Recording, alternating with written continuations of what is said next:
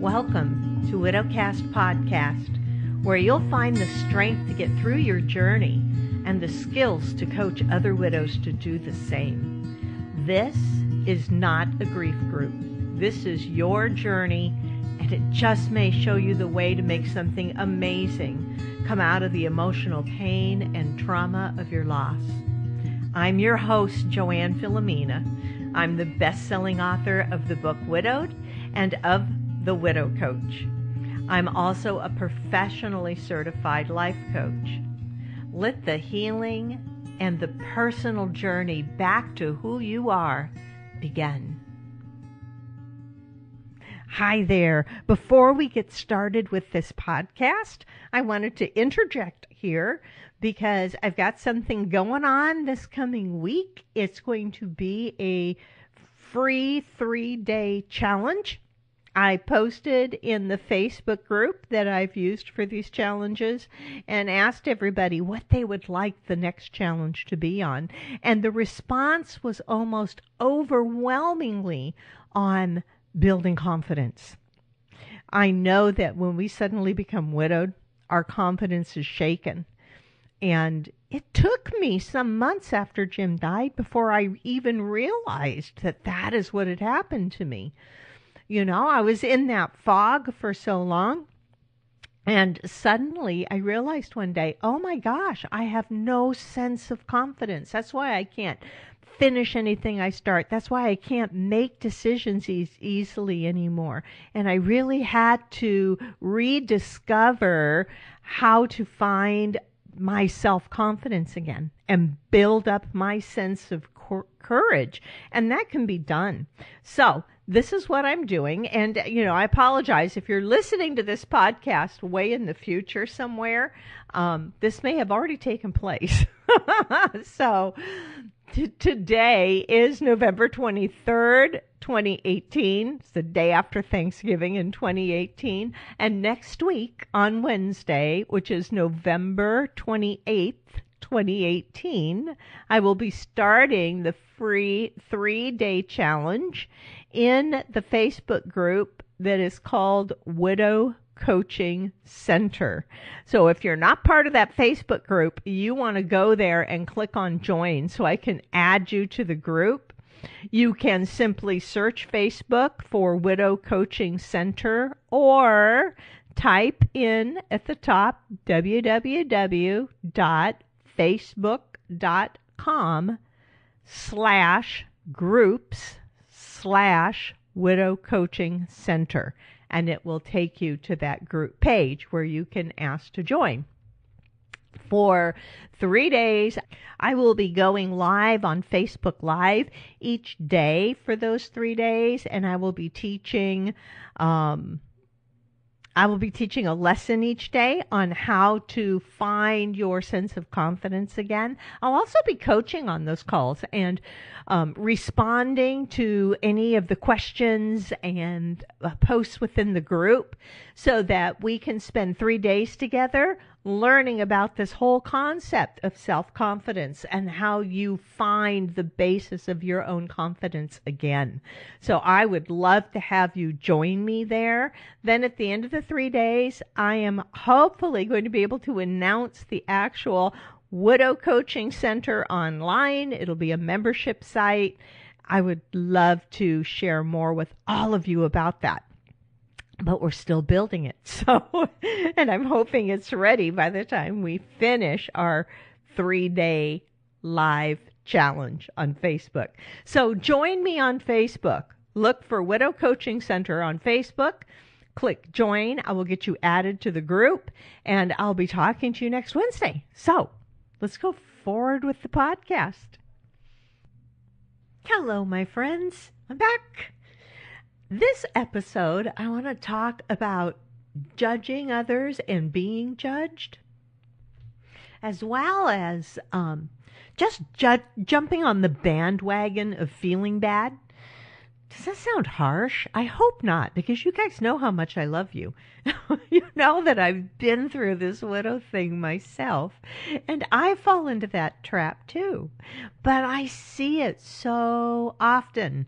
I see it on posts that I put up. I see it on posts from other widows where suddenly everybody is posting really painful thoughts and everyone jumps on the bandwagon and the whole post becomes like hugely painful. It is a way of, I know we like to share our grief, but instead we need to be raising each other up and supporting each other. If somebody posts and tells their sad story, don't try to outdo their sad story. Instead, try to post something that's going to be supportive for them. Jumping in and everybody, one tells a sad story, the other one tells what their frustration is with it, another one jumps in. You are all getting into the same swimming pool together. In coaching, we call it being in the pool with your client. When I teach my widow coaches life coaching tools, there's something that I teach them. It's a skill called holding the space. And if you go back to earlier this year, I did a group of 12 episodes on this podcast, just kind of outlining the different tools that I teach in Widow Coaches class. And holding the space is one of them. And here's the thing with holding space for somebody. It means that you are listening to what they're telling you without any judgment in your mind one way or the other. No judgment about how right they are, no judgment about how wrong they are. You are just giving them a big open space that they can open up in to you. I see so much judgment. I see judgment, and I know you guys feel it too. Like you become widowed and you're judged if you do, you're judged if you don't. On most circumstances, you feel judged. If you were to maybe go out with a group of girlfriends, have cocktails, have an evening with the girls, there's some people who might judge you for that. Like, oh, her husband's only been gone for 8 months and look at her out on the town with her girlfriends, right? Whooping it up. You might get a little of that going on. But conversely, if you stay home sad all the time, you're going to have people judge that too and say, hey, isn't it time for you to be moving on?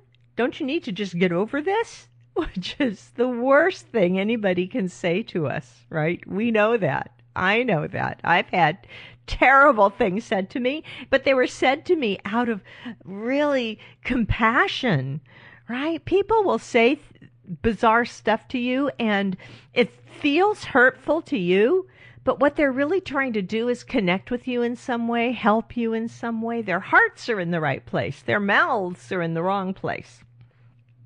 But even worse than that is sometimes online, like in social media, I'll see widows judging other widows. And they may not say it directly, but the underlying post, you read it, and that's what they're doing. If there's a widow who has found new love in her life finally, her heart opened up and she was able to really connect with someone else may post and say, well, I will never have another man in my life. My husband is in heaven waiting for me. And, that's a little bit of judgment. Like you may truly feel that way and that's fine. But to post that after somebody has posted about being able to open their heart and love someone again, that's a little judgmental. What you're basically saying is, well, I wouldn't do what you're doing. Right? That's judgmental. If somebody is posting and saying, I will never have another man in my life again, it's too painful to even think about. To jump on and say, oh, of course you will. I have somebody, You think you're helping them by telling them how you have a new love in your life and that they can have a love in their life. No, you just need to hear them out and remember how that feels. Because I think most of us initially felt like we would never have another man in our lives again. Right? I don't feel that way now, although I am not quote unquote dating. There's nobody. I often joke about that, saying if there's going to be another man in my life, he's going to have to stumble and fall across my front porch because I'm really not out there looking. But I came to realize somewhere after after the first 2 years of being widowed, I came to realize that my heart really could open up and love again, and it would not mean that I love Jim any less. But I suddenly realized that, oh my gosh, if that should present itself to me again, if I should connect with somebody and just really feel that special bond happening, why would I pass that up? Oh my gosh, that is such magic in your life if you find the right person to connect with. Well, what I'm saying is, widow sisters, do not judge each other. You have to be open and supportive, right? And think about what you're going to say to another widow a little bit. Because in the same way that people will come up to you a couple months after you've been widowed and say ghastly stuff out of their wanting to help you feel better, and they say hurtful stuff, we can do the same thing without realizing it. You know, I mean, I've heard from so many of you who said people have told you things like, well, at least he didn't suffer. He's not in pain, or at least he's not in pain anymore. He's in a better place. I'm like, are you kidding me? What better place is there than here with me? No, heaven is supposedly a better place. But I mean, that's just not something. It sounds like something that you would say to someone who's lost a family member or something, right? Oh, at least they're in a better place now. But that is no consolation. It really isn't. As widows, we fall into the same trap of wanting to make somebody feel better and then just saying something that maybe comes across as being judgmental instead of being able to just open up and listen to them. Right? And it's not easy to do this. That's why it's something that we spend a great deal of time on in the Widow Coaches class, training coaches, because for coaches it's critical that they're able to hold space for you so that you can open up, you can tell them anything. And you know they're not going to judge you one way or the other. They're not going to think you're a bad person. They're not going to think, ooh, you're a really good woman.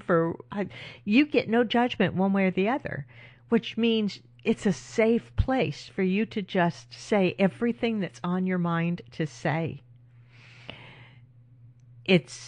I've had people think that holding space sounds like this really unemotional, robotic thing to do. That's not true. It doesn't mean you don't have empathy. It doesn't mean you don't care. It means you care so much that you are just going to open up a big blank space of love where they could tell you anything. Even if they came and say, you know, I slept with my husband's best friend the day after he died. I mean, it would be so shocking to me to hear that from someone. But I'm telling you, if I were actively coaching them, I would not even flinch. I would be like, and, you know, why are you beating yourself up with this now? Let's talk about what you're thinking about, right? So you have to, sometimes holding space is even more compassionate than being, in empathy with them. Because as soon as you are in empathy, you can shut them down. If they're crying about something and you cry with them, they're going to try to stop crying because our instinct as human beings is to make each other feel better. Believe it or not. It is natural human instinct to try to make each other feel better.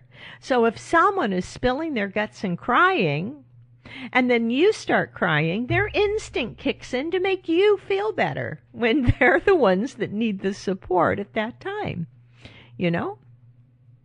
So remember that when you're interacting with other widows, you want to be compassionate, but you want to be careful not to judge them in any way for what they're doing or not doing, and to inform people around us who are not widows when they are judging us, or just keep it in our own mind that they're acting out of wanting to make us feel better in some way, even though they may judge us in ways that just feel unfair.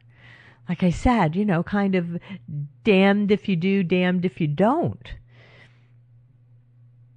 Like, do you go back to work too soon? Did you go back to work soon enough? Those kind of judgments constantly come into play, it feels like to us. And you can't let them get under your skin when you are being judged that way.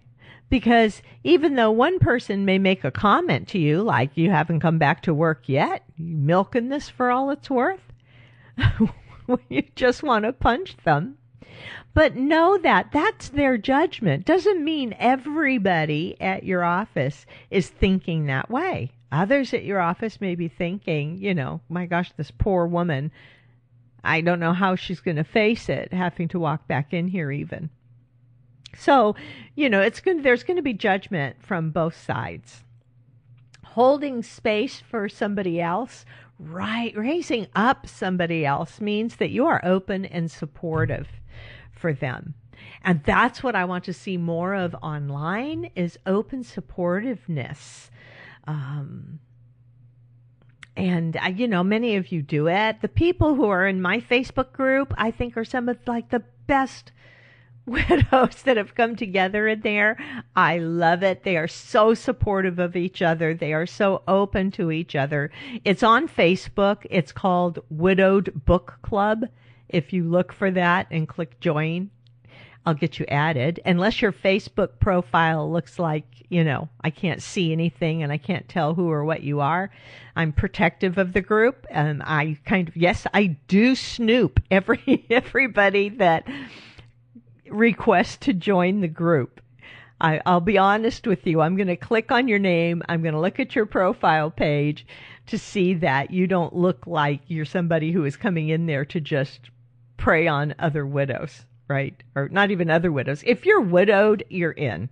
If you look like, your profile is a male who says he's a scientist that works as an offshoreman and went to college in London, and you just go, oh my gosh, it's one of those.